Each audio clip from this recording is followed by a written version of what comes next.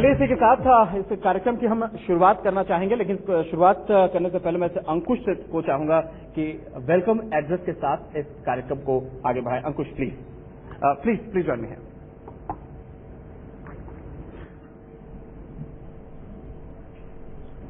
Good evening, everybody.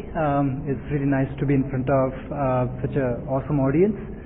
And actually, I have met and seen a lot of IndiaMart customers here. So tonight, we're going to actually talk about IPR, and in the context of the Indian subcontinent. We are here to actually, talk about how you could innovate in your own companies, and how you can actually protect that innovation.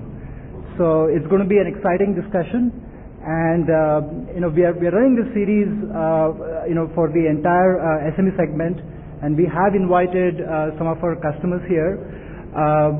We actually have taken upon ourselves to not only educate them about IndiaMart, the adoption of it, and the adoption of the platform to enable them to grow their business, but at the same time, really make them ready for the future.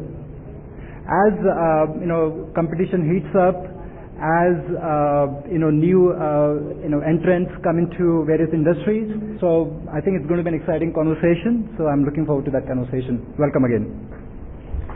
Thank you very much Ankush. चलिए इसके साथ अब discussion शुरू करते हैं। हमारे साथ हमारे एमिनेंट पैनलिस्ट यहाँ पर जुड़े हुए हैं। राजीव, आपसे मैं जानना चाहूंगा कि आखिर पेटेंट क्यों इंपॉर्टेंट है और इसकी इंपॉर्टेंस है क्या?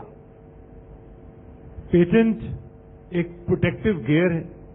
आपने इतनी मेहनत की, इतनी मेहनत से आपने इस चीज को इजाद किया, इसे इन्वेंट किया, और अगर तीन चीजें हों, नॉवेल्टी हो और नॉवेल्टी के साथ साथ उसमें कोई इन्वेंटिव अगर इफेक्ट है, यानी एक ऐसी चीज जो अभी फिलहाल जो टेक्नोलॉजिस्ट हैं या जो लोग इसमें काम कर रहे हैं उनको अभी नहीं दिखाई दी, और तीसरी चीज अगर कमर्शियल वैल्यू हो और उसे कमर्शलाइज किया जा सके। अगर ये तीन चीजें पैरामीटर्स किसी भी एसएमई ने या किसी भी बिजनेस ने, किसी भी साइंटिस्ट, क्योंकि जो स्मॉल स्केल इंडस्ट्री जो है उसका प्रोडक्ट तैयार होता है और सप्लाई होता है medium and large scale industry. अगर समझे about 2.6 million industries what we have in here in India, probably there are only 0.5% or 0.2% they have a product where they can go for an IPR. Whereas जो IPR जो होता है SSI में, SME में, it may be a process IPR or a product IPR or R&D IPR. जो होता है वो सिर्फ only IT, BT and probably in pharma. Whereas machine tool industry and other जो press components or even the spare part supply to medium and large scale industry, IPR का issue होता ही नहीं है. So whereas IPR issue per se for SME sector it may not be very good as far as the point is concerned. Okay. I may, Bindu may, that's fine.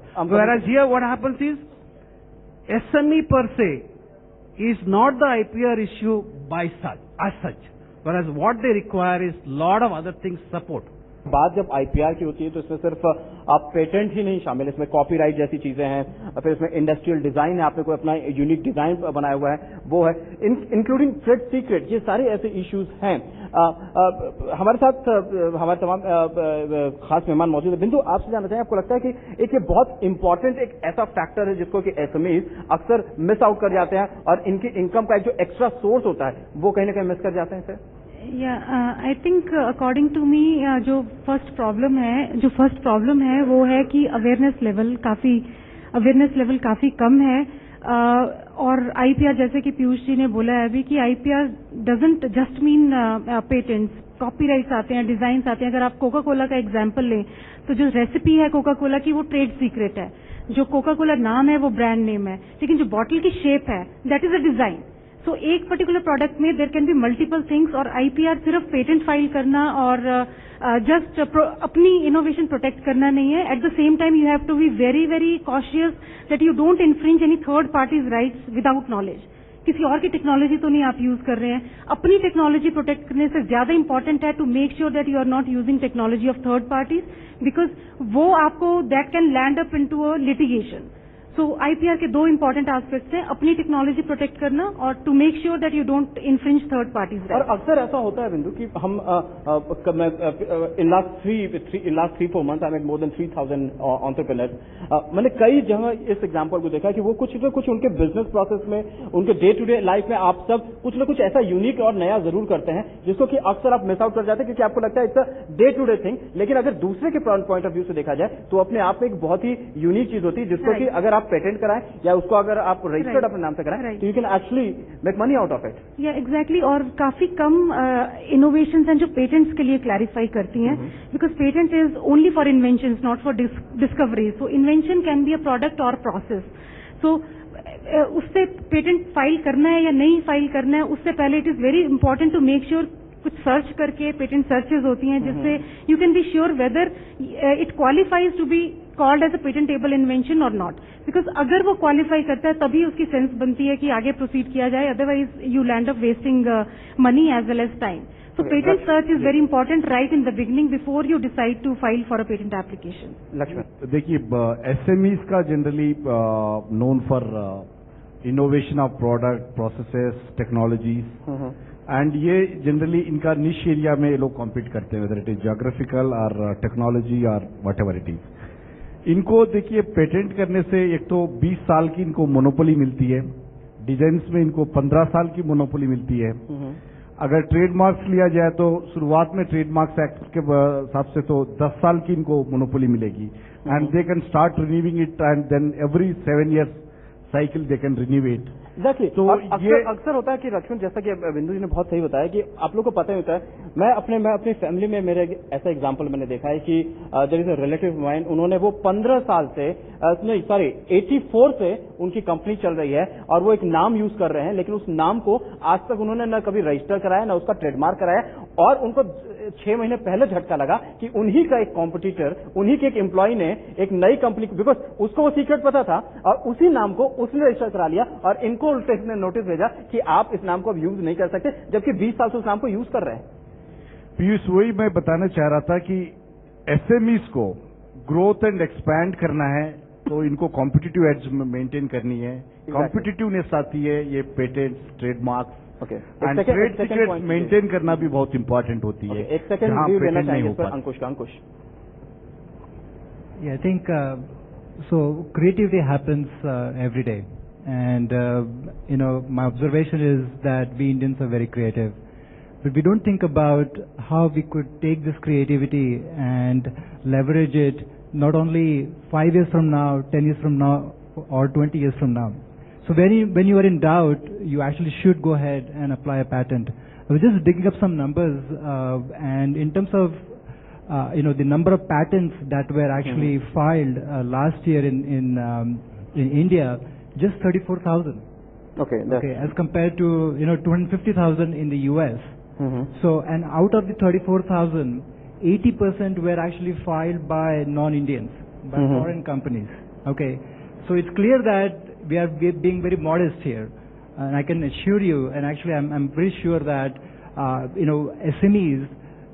Because of their drive for value, are actually optimizing not only processes, but processes that lead to a good product, but even products too. So I think when it comes to when you are in doubt, go and file. And by the way, 75% of the patents in India do get approved. So here's a good success story. SME IPR registration today now is available for us. South is only Chennai. That's true. And registration of IPR is nothing but techno-legal registration. Neither SME has a technical knowledge on this or legal knowledge. नहीं, आप underestimate नहीं sir, आप underestimate कर रहे हैं। नहीं, सुनिए, I'm saying techno-legal. Technical knowledge, he knows to manufacture a product, but he doesn't have a knowledge of techno-legal. People like consultants. मैं इसलिए आपसे मिस्टर कास्टा एग्री नहीं करूंगा। हमारा पहला इवेंट अहमदाबाद में था, जो कि टॉपिक ही हमारा इनोवेशन था। वहां पे ऐसे मैंने वहां पर कम से कम 50 से ज्यादा ऐसे लोगों को हमने वहां पे इनवाइट किया हुआ था, जो कि अलग अलग कुछ ना कुछ उन्होंने इन्वेंट जरूर किया होता। प्रोसेस में इन्वेंशन हो सकता है, मसलन डोमिनोज का बहुत आइडियल एग्जांपल है, 30 मिनट नहीं तो फ्री, और इस 30 मिनट नहीं तो फ्री ने उनको जो उनका पहले का राइवल था, उनसे पुरानी कंपनी जो पिज्जा हट वहां पे थी, उसको उन्होंने बहुत पीछे छोड़ दिया कंपटीशन में। आज के दिन में डोमिनोज इस मॉडल पर इतना ज्यादा सक्सेसफुल हुआ, और वो कोई नया उसने प्रोडक्ट नहीं बनाया, उसने कुछ नया डेवलप नहीं किया, it was just an innovation in process. USA. I'm talking about India. India takes 7 years for registration. Correct me if I'm wrong. नहीं, 7 years for registration. ओके, बिंदु यहाँ पे आपसे जानना चाहेंगे, क्या आज जैसा कि हमारे बीच अभी हमने इन लोगों को सुना कि किस तरह से इन्होंने अभी पेटेंट फाइल किया है, लेकिन क्या सिर्फ पेटेंट फाइल और इसके बाद एक लंबा टाइम जरूर लग जाता है? क्या इस बीच में इनकी जो टेक्नोलॉजी है, इनका ये जो प्रोडक्ट है, ये सेफ है, या कल को कोई और आके उसके लिए क्लेम कर सकता है? नहीं, क्लेम नहीं कर सकता, बिकॉज उनकी डेट ऑफ फाइलिंग जो है वो date of filing is prior to third parties using it, in case they are using it. Date of filing बहुत ज्यादा इंपॉर्टेंट होती है, और अगर पेटेंट ग्रांट होने में 3, 4, 5 साल लगते हैं, it doesn't stop you from कमर्शियलाइजिंग।